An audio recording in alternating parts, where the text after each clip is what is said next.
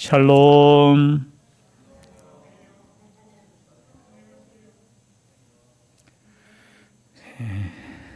제가 목소리가 좀 좋지 않습니다. 양해 부탁드리겠습니다. 날씨가 더워서 선풍기를 계속 켜고 자니까 다른 곳은 이상이 없습니다. 목이 계속 조금 기침이 나옵니다. 혹시 지금 춥습니까? 괜찮습니까? 네.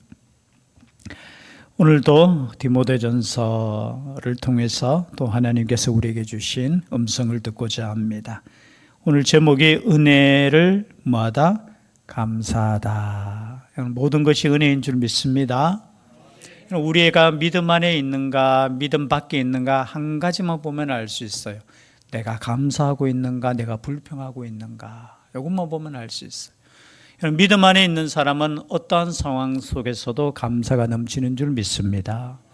그러나 믿음이 떨어지면 어떠한 상황 속에서도 불평이 나오고 원망이 나오고 때로는 잘 되면 교만하게 되는 우리의 믿음을 볼 수 있습니다. 그래서 오늘 제목처럼 모든 것이 은혜다라고 생각하시면서 감사가 넘칠 수 있기를 바랍니다. 여러분, 하나님께 감사가 넘치면 사람에게도 감사가 넘치는 줄 믿습니다. 연결이 되어 있어요. 우리는 누구에겐가 그냥 불평을 이야기하지만 그것이 하나님께로 연결돼요. 왜냐하면 그 상황과 그 사람을 허락하신 하나님께 불평하게 되는 거거든요. 그래서 우리는 언제나 우리의 마음과 우리의 입술을 조심하셔야 돼요. 저도 조심하고 있어요. 최대한 불평 안 하고 화 안 내려고. 오늘도 예배 시간에 오전에 이렇게 딱 왔는데 차가 이거 중간에 딱 한 대가 이렇게 막혀 있더라고요. 그래서 제 집사람한테, 하나님 사모한테 전화하라고 문자하라고. 제가 왜 전화하지 않는 줄 아십니까? 전화하면 폭발해요. 이 성질이 순간적으로 확 나와요.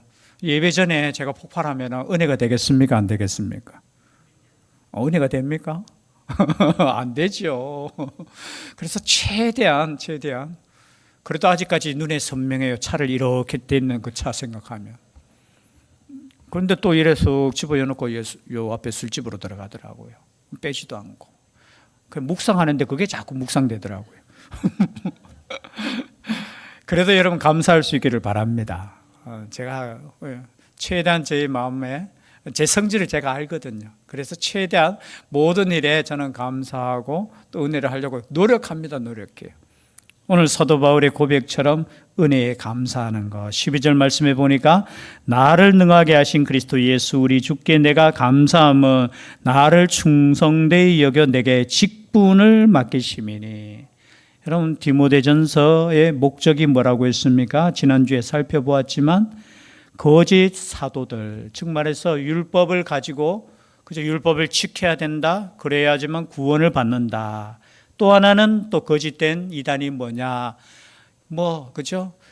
성경 말씀 예수 그리스도의 구원보다는 뭔가 영적인 지식이 있어야 된다. 오늘날의 이단은 딱 두 가지라고 했죠. 하나는 철저하게 하나님의 율법을 지켜야지 구원받는다. 하나. 또 하나는 뭐냐? 예수 그리스도를 믿는 거는 믿는데 더 깊은 영적인 진리가 있어. 그래서 성경도 이상하게 해석하고 자기 마음대로 해석하면서 그게 영적인 지혜라고 영적인 지식이라고 하고 또 내가 기도할 때 받았다고 하고 이런 그런 거 있을수록 위험해요. 엉뚱하게 자기 마음대로 해석하고 그것은 다 자기를 따르게 하려는 그죠? 사탄의 유혹에. 그런데 당시에 그죠? 에베소에서 목회하는 이 에베소 교회의 그런 사상들이 금방 들어왔다라는 거예요. 그래서 디모데를 통해서 너는 그런 사람들에게 훈계하고 그런 사람들을 어떻게 해요? 징계하고 그런 사람들에게서 교회를 보호하라는 거예요. 그래서 오늘 그 말씀을 생각하면서 우리가 다시 한번 이 말씀을 생각하면 나를 능하게 하신 그리스도 예수 우리 주께 내가 감사함은 나를 충성되이 여겨 내게 직분을 맡기심이니. 이 직분은 무슨 직분입니까? 예수 그리스도를 증거하는 직분, 복음의 일꾼. 여러분, 우리는 구원받았습니다. 그리고 모두가 부르심을 받았어요. 물론 직분에는 우리가 목사, 장로, 집사, 권사 이런 직분들이 있지만 우리는 모두 동일하게 예수 그리스도를 세상 가운데 증거하는 증인으로 우리는 부름을 받았는 거예요. 거기에 교회 안에 우리가 역할을 따라서 이 직분이 나누어졌지만 우리는 한 가지의 목적이에요. 예수 그리스도 그리고 하나님의 나라를 위해서. 그런데 이 직분을 누구에게 맡기셨다고요? 사도 바울에게 맡기셨는데 이것이 너무나 감사하다는 거예요. 왜냐하면 나를 충성되이 여겨서 직분을 주셨다라는 거예요. 여러분, 은혜이지 않습니까? 여러분, 직분 자체가 하나님께서 나를 충성되이, 여러분 충성되이 하면서 제가 계속해서 번역을 해줬죠. 해석을 해주는데 이 충성된다는 것은 믿음직스럽다라는 거예요. 피스티스, 피스토스 뭐 이런 단어를 쓰는데요. 믿음이라는 거예요. 믿음과 똑같은 단어예요. 즉 말해서 하나님께서 나를 믿으신다는 거예요. 여러분, 직분 자체를 받았다는 것 자체가 하나님께서 나를 믿으시기 때문에 주신 직분인 줄 믿습니다. 그리고 그 직분자에게 하나님께서 능력을 주시는 거예요. 능하게 하신다는 게 능력이거든요. 그래서 여러분, 내가 직분을 맡았다라는 이 자체가 하나님께서 나를 선택하시고 나를 사랑하신다는 증거인 줄 믿습니다. 왜냐하면 이 직분은 하나님께서 주시는 거예요. 단순하게 여러분 목사가 줬다, 그냥 교회 안에 인간이 주고받고 하는 직분이라면 이게 영광스러울 수 없죠. 세상에 영광스러운 직분이 얼마나 많이 있습니까? 그죠? 우리나라에서 제일 영광스러운 직분이 뭐겠습니까? 대통령 아니겠습니까? 아니면 국회의원이 된다든지. 여러분, 그것과는 비교할 수 없어요. 여러분, 하나님의 나라와 세상 나라의 그 직분을 여러분 어느 것이 더 귀하다고 생각하십니까? 여러분 서로에게 존중할 수 있기를 바랍니다. 집사님 하는 게 이게 그냥 아이고 나 아직 집사야? 아니에요. 목사님 하는 거 이게 얼마나 존중하고 귀한 직분인 줄 모릅니다. 왜냐하면 하나님께서 주셨잖아요. 하나님께서 맡기셨잖아요. 그래서 여러분 집에 가셔서 감사할 수 있기를 바랍니다. 하나님, 나에게 직분을 주심을 감사합니다. 아마 처음에 그랬을 거예요. 처음 직분을 맡았을 때는 얼마나 감사하고 은혜가 되는지. 근데 시간이 조금 지나면 이게 그냥 그런 것 같아요. 그냥 밋밋하고요. 여러분, 다시 한번 직분에 대한 회복이 있기를 바랍니다. 사도 바울의 고백처럼 사도 바울이 이제 마지막 여정이잖아요. 얼마 있지 않으면 순교를 당하는 그 죽음을 앞두고 자기가 돌아보니까 이 직분에 대해서 얼마나 감사한지. 그리고 자신의 신앙 고백을 하죠. 13절에 보니까 내가 전에는 비방자요 박해자요 폭행자였으나 도리어 긍휼을 입은 것은 내가 믿지 아니할 때에 알지 못하고 행하였습니다. 그럼 지금 우리는 과거에 좋지 않은 거 이야기하고 싶지 않잖아요. 그러나 여러분, 건강한 사람일수록 자기의 단점 이런 거 부끄러워하지 않아요. 건강한 사람일수록 숨기려고도 하지 않아요. 지금 사도 바울은 과거에 자신은 비방자였다는 거예요. 그리고 과거에는 박해자였다는 거예요. 과거에 폭행자였다는 거예요. 누구를 폭행해요? 하나님을 믿는 사람들, 예수님을 믿는 사람들. 그것이 하나님께 충성한다고 생각하고 나는 그렇게 살았던 사람이라고. 가끔 우리가 잘 되면 그런 생각하잖아요. 내가 참 똑똑해서 그렇고 내가 그래도 헌신자였기 때문에 하나님께서 이렇게. 아니에요. 사도 바울의 고백처럼 나는 옛날에 비방자고 박해자고 폭행자였으나 도리어 긍휼을 입었다. 여러분, 우리가 2절에도 은혜와 긍휼과 평강이라는 단어가 나오잖아요. 여기 2절에도 긍휼이라는 단어가 나오잖아요. 왜냐하면 자신이 긍휼을 입었다는 것을 삶을 통해서 깨달았기 때문에 내가 참 긍휼을, 은혜를 입은 사람이라는 거예요. 다른 말로 표현하면. 뒤에도 나오죠. 16절에도 보면은 그러나 내가 긍휼을 입은 까닭은, 계속해서 긍휼, 하나님의 긍휼로 말미암아 내가 이 직분을 받았다는 거예요. 여러분, 우리가 똑똑해서 받은 거 아닙니다. 가끔가다 그런 생각해요. 죄송합니다. 직분자 투표에 우리 교회는 그런 분이 한 사람도 없어서 다행인데요. 직분자에서 떨어지면 내가 이렇게 열심히 했는데 교회가 안 알아준다. 그것이 벌써 그가 그 직분을 못 맡게 되는 이유예요. 그런 마음 가진다는 것 자체가 벌써 뭐예요? 내가 이만큼 하니까 내가 이 정도 직분을 가지는 것이 맞지 않나? 아니에요. 그럴수록 더 겸손하셔야 돼요. 하나님께서 나를 불쌍히 여기셔서 이 직분을 맡기신다, 이 마음에서 벗어나면 여러분 교만하게 되는 거예요. 나보다 교회에서 충성하는 사람 어디 있어? 그것만큼 교만한 게 없어요. 여러분 옆에 보면 보세요. 다 얼마나 충성된 사람들입니까? 안 그래요? 안 그러시면 여러분 지금 마음에 뭔가 문제가 있는 거예요. 저는 가끔 기도할 때 이렇게 기도해요. 항상 정말 제일 게으른 사람이 참 목사가 되었습니다. 우리 성도들 보면 새벽기도 나오실 때 이런 모습, 금요기도에 나오는 모습, 수요예배도 마찬가지잖아요. 여러분 나오는 이것 자체가 얼마나 충성된 일입니까? 죄송해요. 안 나오는 사람 생각하면 열받을 수 있잖아요. 목회자가 그렇잖아요. 이거 안수 집사가 되었는데도 안 나오네. 저는 그런 생각 안 가져요. 나온 것 자체가 하나님의 은혜고 모든 것이 은혜라고 생각하지. 여러분 누구 하나 이렇게 판단하기 시작하면요, 나부터 돌아보면은 정말 한심한데요. 그러나 여러분 모든 것이 은혜예요. 은혜. 이렇게 부족해도 하나님께서 쓰신다는 것 자체가 하나님의 은혜고 하나님의 긍휼이라는 것. 어쩌면 사도 바울은 그의 삶을 통해서 과거의 비방자였고 폭행자였고 오히려 박해자였다는 것이 더 은혜인 줄 믿습니다. 오히려 그러니까 더 겸손한 거예요. 평생을 복음을 위해 살았지만, 평생을 고생하고 죽음의 위기를 맞이했지만, 과거를 돌아볼 때 항상 하나님께 감사함이 넘치는 것은 자기가 경험한 하나님의 그 긍휼하심. 그리고 14절도 마찬가지입니다. 함께 읽겠습니다. 14절 시작. 우리 주의 은혜가 그리스도 예수 안에 있는 믿음과 사랑과 함께 넘치도록 풍성하였도다. 여러분 돌아보니까 모든 것이 은혜라는 거예요. 그렇지 않습니까? 참 은혜. 지금까지 저는 살아있는 것만 해도 은혜인 줄 믿습니다. 그렇잖아요. 살아있는 거, 물론 아직 제가 그죠, 많은 나이는 아니지만 여러분 살아있고 하나님의 일을 할 수 있다는 것 자체가 저는 은혜라고 봐요. 은혜. 사도 바울도 은혜가 그리스도 예수 안에 있는 믿음과 사랑과 함께 넘치도록 풍성했다. 여러분 돌아보니까 모든 것이 하나님의 은혜였다는 거예요. 그래서 여러분 우리가 마지막에 고백할 것은, 저는 주님 앞에 갔을 때 다른 고백 전 필요 없을 것 같아요. 주님의 은혜입니다. 주님의 은혜입니다. 내가 이 자리에 온 것도 주님의 은혜입니다. 내가 하나님의 일을 할 수 있는 것도 은혜입니다. 이 시간 예배 드릴 수 있는 것도 뭐라고 했습니까? 은혜입니다. 여러분 오늘날 얼마나 분주한 세상 가운데 우리가 살아갑니까? 직업 따라 얼마나 힘들어요.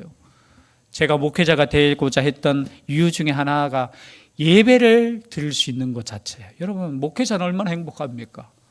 예배가 우선이잖아요.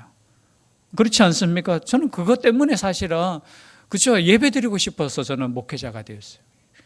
이게 설교한다는 걸 제가 깨달았으면 안 되었을 겁니다. 그냥 예배 드리는 게 너무 좋아서. 그래서 여러분 예배 드리는 것 자체도 은혜고, 지금 살아서 우리가 숨 쉬는 것도 은혜고, 우리가 하나님께 직분을 맡아서 복음 위에 살 수 있는 것도 은혜라는 거. 15절 말씀입니다. 미쁘다 모든 사람이 받을 만한 이 말이여 그리스도 예수께서 죄인을 구원하시려고 세상에 임하셨다 하였도다. 죄인 중에 내가 괴순이라. 또 사도 바울의 고백이죠. 나아가서 내가 죄인 중에 내가 괴수다. 여러분 사도 바울의 삶을 통해서 이렇게 고백했다면 우리는 어떻게 고백해야 되겠습니까? 죄인 중에 괴수, 괴수까지는 안 되고 그냥 죄인 중에 죄인입니다. 미쁘다, 믿을만하다 이런 뜻이죠. 미쁘다, 믿을만하다, 모든 사람이 받을 만한 이 말, 그 말이 뭡니까? 그리스도 예수께서 죄인을 구원하시려고 세상에 임하셨다. 여러분 복음의 내용이 이거잖아요. 예수 그리스도께서 우리를 구원하시려고 이 땅에 임하셨다. 그 예수를 믿으면 우리가 구원을 받는다. 이것이 뭡니까? 복음의 핵심이고 이것은 모든 세상 사람들이 받아야 되는, 그죠? 받아야 되는. 그것을 증거하는 책임을 누가 맡았다고요? 죄인 중에 괴수인 사도 바울이 맡았다. 죄인 중에 괴수지만 하나님께서 나를 긍휼히 여기시고 믿음직스러워서 이 직분을 맡기셨다. 그렇기 때문에 내가 얼마나 이 직분이 은혜로운지. 16절에도 마찬가지입니다. 그러나 내가 긍휼을 입은 까닭은 예수 그리스도께서 내게 먼저 일체 오래 참으심을 보이사 후에 주를 믿어 영생 얻는 자들에게 본이 되게 하려 하심이라. 이렇게 긍휼을 입은 까닭은 뭐냐? 본이 되게 하기 위해서.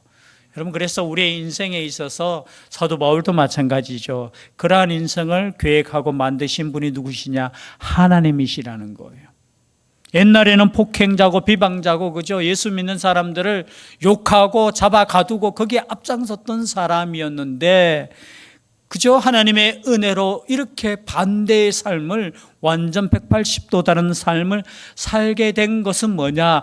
나중에 모든 사람들도 본이 되게 하기 위해서, 이러한 사람도 구원받고 이러한 사람도 하나님께 쓰임받을 수 있다는 걸 보여주는 거예요.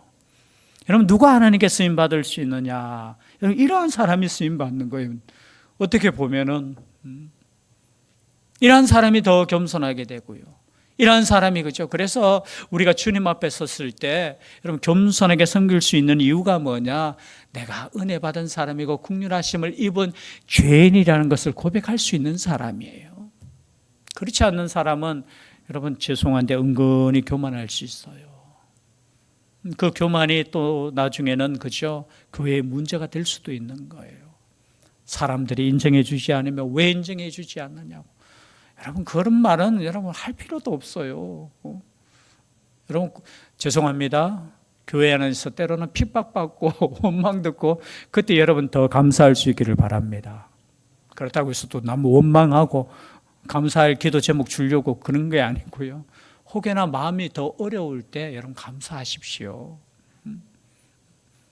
그렇지 않으면 내 마음속에 교만이 있으면 여러분 그럴 수 있어요. 더 시험에 들 수 있어요. 그래서 사도 바울의 삶 자체가 우리에게 주시는, 그죠? 은혜라는 거예요. 본이 되게 하기 위해서. 그리고 17절 말씀이죠. 영원하신 왕, 섞지 아니하고 보이지 아니하고 홀로 하나이신 하나님께 존귀와 영광이 영원 무궁하도록 있을지어다. 아멘. 이게 성령이라고 하고, 하나님을 높이는 자. 왜 갑자기 이 찬양이 나올까요? 생각해 보니까 너무 은혜스러운 거예요. 여러분, 은혜스러울 때는 뭐가 나와요? 입술에서 찬양이 나오잖아요. 찬양이. 그래서 사도 바울이 어떻게 해요? 영원하신 왕, 곧 섞지 아니하고 보이지 아니하고 홀로 하나이신 하나님께 존귀와 영광이 영원 무궁하도록 있을지어다. 여러분, 이렇게 사도 바울이 자신을 고백할 때 교만할 수 있잖아요. 그렇지 않습니까? 우리가 간증할 때도 참 위험한 게 뭐냐면은, 간증한다는 내용 자체가 때로는 나를 높이는 경우가 될 수도 있어요. 내가 한 40일 동안 금식 기도했더니만 이렇게 응답이 왔다 해서 40일 기도에 막 그 초점 맞춰버리면 자기가 40일 동안 기도했는 것이 그저 더 영광이 될 때 있어요. 그래서 어떻게 해요? 지금 사도 바울이 자신을 고백하면서 갑자기 하나님을 높이는 찬송을 불러요. 뭐냐면은 영광이 자기한테 돌아오지 않기 위해서. 이해되시죠? 모든 것이 하나님의 은혜입니다. 그러니까 하나님의 말씀 가운데 영원하신 왕, 당신을 지금 하나님을 높입니다. 찬양이 중간에서 나오는 거예요. 그리고 찬양 뒤에 뭐가 나옵니까? 아멘, 아멘, 아멘. 이런 말씀 읽고 기도할 때 뒤에 나오는 단어가 뭐죠? 아멘, 아멘.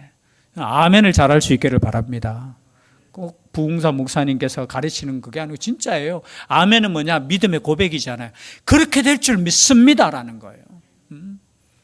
그렇게 될 줄 믿습니다. 하나님의 말씀이기 때문에, 그죠? 내 마음에 그렇게 될 줄 믿습니다. 그리고 그렇게 되기를 소원합니다. 이것을, 그죠? 우리가 히브리어로 아멘 하는 거예요. 아멘. 그래서 여러분, 아멘 잘하면 때로는 이런 경우도 있을 수 있어요. 아유, 뭐 시도 때도 없이 아멘 안 해. 여러분, 시도 때도 없이 아멘 할 때, 그죠? 저는 개인적으로 힘이 나요. 설교하는 사람 입장에서는. 이 부흥사 목사님들이 경상도 지역에 내려오면 기가 죽는다고 하잖아요. 이 기란 단어를 써서 죄송하지만 뭔가 힘이 드는데요. 왜냐하면 다른 거 아니에요. 표정들이 변화가 없어요. 저 사람이 은혜 받는지 보니까 진지하긴 진지한데 화가 났는지. 여러분 목회자를 도와주고 설교자를 도와주는 거는 다른 거 아니에요. 표정부터 조금 밝게 했으면 좋겠습니다. 예, 그렇죠. 그리고 아멘 하실 때는 소리는 안 나도 입술로라도 아멘 하시면은 개인적으로 저한테 힘이 될 것 같아요. 그것이 우리가 예배를 돕고 함께하는 것입니다. 그렇죠. 그런데 어떻게 해요? 이 모든 것이 영원 무궁하도록 있을지어다. 아멘, 아멘, 아멘. 믿음의 고백이죠. 그리고 또 한 말씀 하십니다. 아들 디모데야, 내가 네게 이 교훈으로서 명하노니 전에 너를 지도한 예언을 따라 그것으로 선한 싸움을 싸우라. 여러분, 예언한 그것이 뭐죠? 하나님의 말씀이죠. 말씀을 가지고 선한 싸움을 싸우라는 거예요. 디모데전서 뒤에도 나옵니다. 6장 12절 말씀에도 보니까요, 믿음의 선한 싸움을 싸우라. 즉 말해서 여러분, 이단 사상과 말씀으로 선한 싸움을 싸우라는 거예요. 주먹으로 싸우면 안 되죠. 혹시나 여러분. 그리고 말다툼으로 싸우는 것이 아니라 하나님의 말씀으로 선한 싸움을 싸우라는 거예요. 그리고 뭐 디모데후서에도 나오죠. 나는 믿음의 선한 싸움을 다 살았다고. 나중에 또 4장에 디모데후서 4장에 보면은 자신의 고백을 해. 나는 선한 싸움을 다 살았다. 여러분, 싸움에는 필요한 싸움이 있는 줄 믿습니다. 영적인 싸움은 하셔야 돼요. 그리고 이제 19절이죠. 19절, 20절 다 같이 함께 읽겠습니다. 시작. 믿음과 착한 양심을 가지라. 어떤 이들은 이 양심을 버렸고 그 믿음에 관하여는 파손하였느니라. 그 가운데 후메네오와 알렉산더가 있으니 내가 사탄에게 내준 것은 그들로 훈계를 받아 신성을 모독하지 못하게 하려 함이라. 믿음과 또 뭘 가지라고요? 착한 양심을 가지라는 거예요. 여러분, 선한 싸움만, 말씀의 싸움만 싸우는 게 아니라 선한 양심도 있어야 되는 거예요. 착한 양심. 여러분, 오늘날에는 이 양심이 마비가 되잖아요. 마비가. 이 양심이라는 것은 하나님이 주신 마음인 줄 믿습니다. 하나님이 주신 이 마음이 마비가 돼버려요. 그러면 하나님께서 주시는 말씀의 원리대로 사는 인생이 아니라 자기 멋대로 사는 인생이 돼버려요. 그래서 우리는 믿음도 필요합니다. 그러나 착한 양심도 필요한 거예요. 진짜 바른 믿음은 착한 양심 가운데 가는 거예요. 이 양심이라는 것은 뭐 세계관, 사고, 생각 그런 뜻이거든요. 그래서 우리가 말씀을 듣고 말씀을 묵상하고 기도할 때 이 착한 양심이 우리 가운데 성령의 역사로 일어나는 겁니다. 그렇지 않으면 어떻게 된다고요? 믿음 있다고 하면서도 죄송해요. 선한 양심이 없을 수도 있어요. 그래서 착한 양심, 선한 양심도 중요하다는 것. 그런데 이 양심을 버리고 믿음에 관하여 파선한 사람들이 여러분 성경에 기록될 정도로 있어요. 그 사람들이 누구냐? 후메네오와 알렉산더입니다. 여러분 후메네오가 누구냐? 뒤에 한번 볼까요? 디모데후서 2장 17절 18절 바로 뒤에 있으니까 한번 찾겠습니다. 디모데후서 2장 17절 18절 같이 읽겠습니다. 시작. 그들의 말은 악성 종량이 퍼져 나감과 같은데 그 중에 후메네오와 빌레도가 있느니라. 진리에 관하여는 그들이 그릇되었도다. 부활이 이미 지나갔다 하므로 어떤 사람들의 믿음을 무너뜨리느니라. 아멘. 여러분 후메네오가 어떤 사람이냐? 부활이 이미 지나갔다. 이제 끝났다. 그러면서 사람들의 믿음을 무너뜨리는 거예요. 여러분 믿음이 얼마나 중요합니까? 믿음으로 살고 죽는데 영혼을 죽이는 사람들이 있다라는 거예요. 여러분 우리의 말은 영혼을 살리는 말이 되어야 될 줄 믿습니다. 여러분 믿는 자들 가운데서도 다른 사람의 믿음을 무너뜨리는 사람들이 있어요. 그것이 똑똑하다고 생각하는데 아니에요. 여러분 그래서 오늘 보니까 이 후메네오는 다른 사람들의 믿음을 그저 이렇게 무너뜨리는 사람. 여러분 믿음을 세워주는 사람이 될 수 있기를 바랍니다. 어떤 사람이 나를 보고 믿음이 낙심되면 안 되잖아요. 그리고 이 알렉산더라는 사람은 디모데후서 4장 14절 15절, 디모데후서 4장 14절 15절, 뭐 다른 성경에도 나오지만요, 이 부분만 읽겠습니다. 4장 14절 15절 시작. 구리 세공업자 알렉산더가 내게 해를 많이 폈으며 주께서 그 행한 대로 그에게 갚으시리니 너도 그를 주의하라. 그가 우리 말을 심히 대적하였느니라. 즉 말해서 목회자인 디모데와 사도 바울을 심히 대적했다는 거예요. 괴롭혔다는 거죠, 한마디로 말하면. 그렇죠? 그래서 후메네와 알렉산더가 있으니 내가 사탄에게 내준 것은 그들로 훈계를 받아 신성을 모독하지 못하게 하려 함이라. 여러분 죄송합니다. 한 구절만 더 찾을까요? 고린도전서 5장 5절. 한 구절만 마치 읽고 정리하도록 하겠습니다. 고린도전서 몇 장 몇 절요? 5장 5절 말씀. 고린도전서 5장 5절 말씀 함께 읽겠습니다. 시작.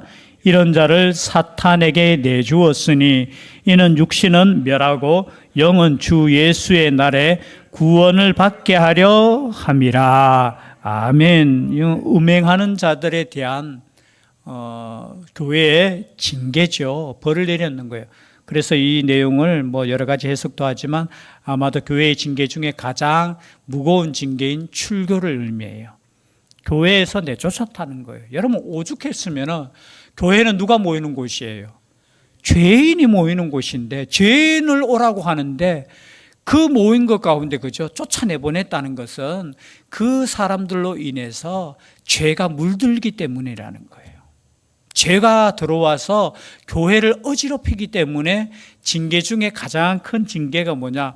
여러분 출교라는 거예요. 요즘 같으면은 이 출교를 모르겠어요. 하는 곳이 있는지. 왜냐하면 교회 안 나오면 그만인데.